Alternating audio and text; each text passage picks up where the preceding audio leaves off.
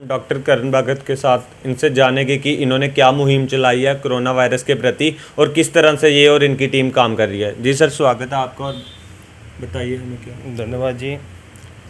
देखिए, इस महामारी जब से शुरू हुई है लगभग 21 मार्च के बाद से, तब से ही हमारे जो साथ जुड़े हुए लोग हैं, जो हमारी संस्था के लोग हैं, बड़ी ही प्लानिंग के साथ, बड़ी ही डिसिप्लिन के साथ, गाइडलाइंस फॉलो करते हुए हमने हर वो कोशिश की है हमारी संस्था ने कि जिस पे कोरोना वायरस का जो ट्रांसमिशन है वो ना बढ़े। ट्रांसमिशन दो ही चीज़ों से बढ़ता है, या तो आप लॉकडाउन का उल्लंघन करते हैं या फिर किसी न किसी विभाग की कोई कमियां से ये ट्रांसमिशन बढ़ता है। तो उसके लिए एक तो होता है सैनिटाइजेशन। तो सैनिटाइजेशन आप मानेंगे हमारे जब से स्टार्टिंग हुआ है तो फेसेस वाइज हमारा आरएसपुरा जो टाउन में और विलेजेस में सैनिटाइजेशन चला, और उस सैनिटाइजेशन को इतने प्रॉपर तरीके से हमारे लड़कों ने किया, हमारी टीम ने किया। बैंक्स को, पब्लिक प्लेसेस को, सब्ज़ी मंडी को, चौक्स को, पुलिस नाकों को, गांव में जो जहाँ लोग इकट्ठे होते हैं, राशन की दुकानों पे, जहाँ भी जो चीज़ थी, ज़रूरत थी सैनिटाइजेशन की, वो हमारे लड़कों ने की। और उसका जो असर जो 5-6 दिन तक रहता था, उस वजह से अगर बाई चांस कोई इन्फेक्टेड जो आदमी यहाँ आ भी जाए, या कोई बाई चांस कोई बाहर से जो ट्रैवल हिस्ट्री वाला कोई आ भी जाए, तो वो उसका ट्रांसमिशन का खतरा वो कम करता था। वो ख़त्म नहीं करता था, वो ट्रांसमिशन का खतरा कम कर देता था। तो जो आज का दौर है, जो आज आपके सामने, जब पूरे देश में 1500 कुछ केस हुए थे शुरू में, आज आपके देश में आपके सामने 1.5 लाख से ऊपर केस हैं। और मैं ये समझता हूँ कि अब हमें और ज़्यादा सतर्क रहने की ज़रूरत है, क्योंकि जिस तरह के बाज़ार खोले गए हैं, जिस तरीके से मज़दूरों का आवागमन शुरू हुआ है, जिस तरीके से मूवमेंट रोडों पे और हर जगह पे शुरू हुई, तो इसके लिए हमारे लिए और बड़ी ये चुनौती बन जाती है। एक एरिया में जो है, अगर 100 से ज़्यादा लोग आ रहे हैं तो डेफिनेटली वहाँ पे ट्रांसमिशन का खतरा बढ़ जाता है। और सबसे बड़ी बात कि जो हम लोग हैं, हम लोग में मैं भी आ जाता हूँ, हम लोग ही हिंदुस्तान के लोग, हम ही आरएसपुरा के लोग, हम ही जम्मू कश्मीर के लोग जो हैं, वो कोरोना को खुद बोल रहे हैं कि आओ और हमारी ट्रांसमिशन बढ़ाओ। सरकार की गाइडलाइंस भी हम लोग फॉलो नहीं कर रहे हैं, बड़ी जगह पे उल्लंघन हो रहा है। प्रशासन की भी कुछ मजबूरियां समझ लीजिए कि हर एक आदमी को उठा के वो जेल में नहीं डाल सकते, हर एक आदमी के ऊपर लाठी नहीं मार सकते, हर एक के ऊपर एफआईआर नहीं कर सकते। तो कहीं ना कहीं गलती जो है, कहीं ना कहीं हम लोगों से हो रही है, और गलती कुछ हिस्सा सरकार का भी है, जो इन्होंने ट्रेन व जो मज़दूरों का आवागमन बड़ी हड़बड़ाहट में शुरू किया।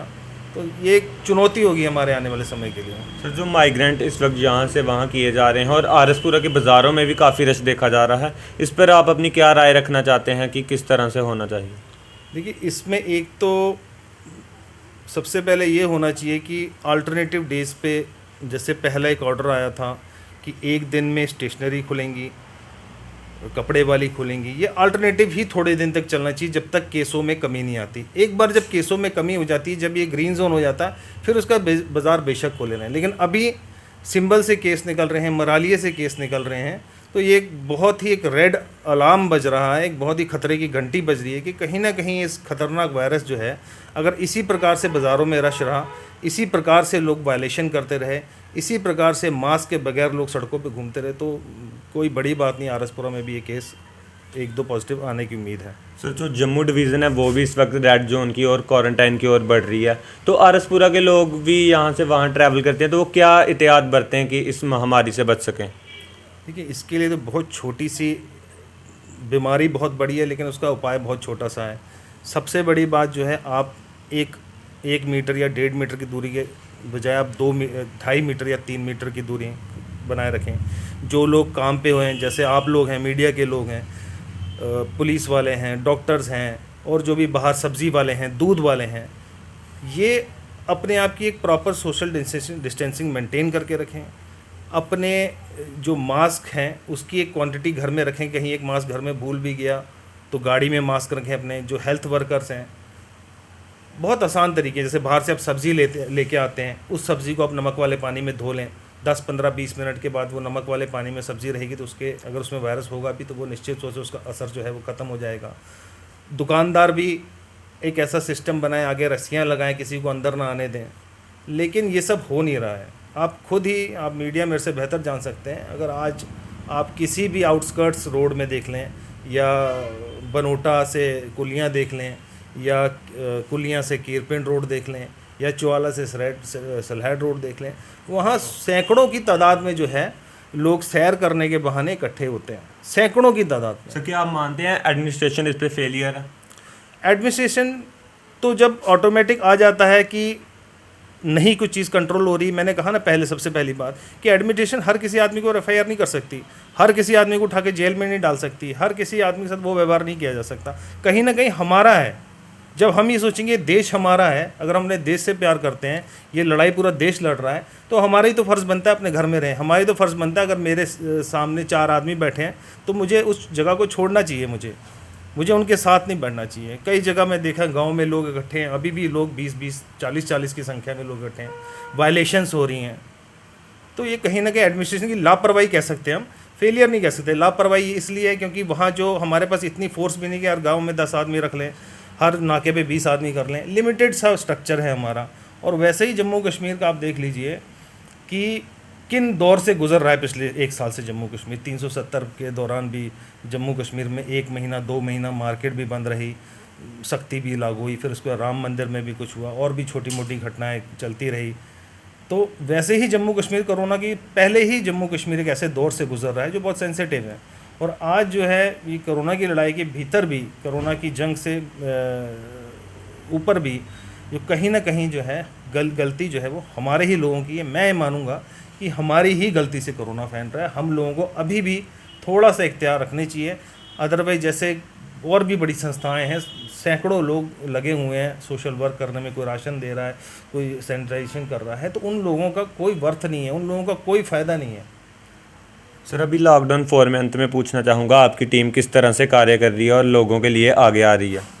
लॉकडाउन जो 31 तक हमारा अभी है, अगर ये बढ़ता है तो इसके लिए हमने एक बहुत ही अच्छी स्ट्रेटजी बनाई है। हमने लगभग अपना 150 वॉलंटियर्स रेडी कर लिया है, और ऑनलाइन हम उनको ट्रेनिंग दे रहे हैं, ऑनलाइन हम उनको बता रहे हैं कि किस तरीके से आपने बचाव करना है।